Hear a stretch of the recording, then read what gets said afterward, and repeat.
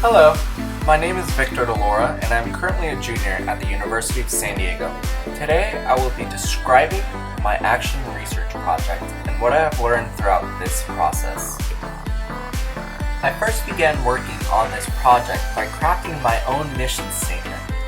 I want to use my expertise in both political science and leadership studies to help my peers become more aware of who they are and how they communicate with one another, in an attempt to better utilize our own individual leadership skills by creating a more inclusive community that is not inhibited by technology. After creating my mission statement, I read my action research novel, Common Fire: Living a Life of Commitment in a Complex World. This book has helped me understand the importance of engaging with other individuals in a productive and reflective dialogue about the purpose and meaning of life, and how humans can adapt to foster greater commitments within communities. It has also helped me realize the importance of having a common identity within a group that is more diverse and inclusive, while inspiring others to develop strategies in which they can practice commitment.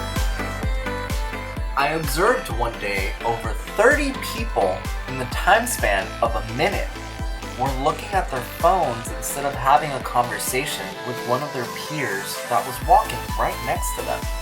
I cannot help but think about all the missed opportunities, connections, stories that have occurred in my own life because I was just like them. I was glued to my phone every single moment of the day. If only I had put my phone down for a second or two, who knows? Things could have been different.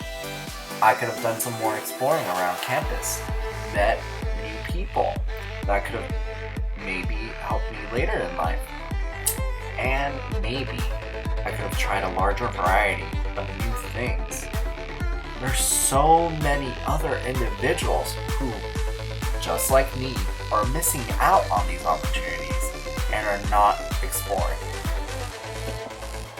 Therefore, I was determined to take action and attempt to revolutionize the way members of the USD community communicated and interacted with one another by ungluing them from their phone, a task that I knew would not be easy to accomplish. Through the use of word of mouth, I let other Toreros know that I would be hosting a discussion about the importance of the topic on April 1st in the seminar room at Copley Library. I was genuinely surprised with the turnout because I did not expect to get such a large response from my peers. However, I found the experience to be incredibly enlightening because I found that my audience was comprised by a variety of different people with different backgrounds. My feedback loops were constantly coming into play all throughout the week. My first feedback loop was myself. At the beginning of the week, and each day in between, I took note of what was and was not an effective strategy, and was quick to adjust my original plan if needed. For example, at the beginning of the week, one of my participants thought that 1 to 2 sentences was too restrictive for a journal entry, which required them to reflect on different experiences given their newfound awareness for how people communicate with one another. So, I adapted and informed the rest of the participants that for the remainder of the project, the reflection could be as long and in-depth as they wished it to be. They would not be constrained by me. My second feedback loop was the participants, which primarily consisted of individuals that participated in Greek life. Most of my participants were associated with either Sigma Pi fraternity or Alpha Phi sorority. However, I did have a few individuals that were not involved in Greek life at all and wished to participate in my project, which was good because it gave me a more ample sample for me to base my deductions on.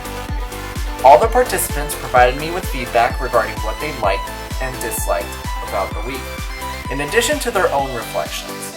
At the end of the week, I sent out an anonymous survey from which I can satisfactorily say that they rated the week an 8 out of 10, given that it was very enjoyable for them, particularly because they felt valued by me and were able to contribute to the decision-making process. My third and final feedback loop was Dr. Mike Williams, the director of the Changemaker Hub.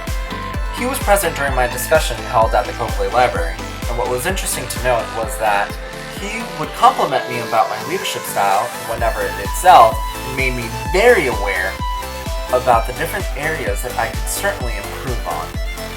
Throughout this entire process, I have learned that we are all connected, and we possess the power to make a difference. We are all connected, and it is our common identity that unites us. All we have to do is try. We are USD.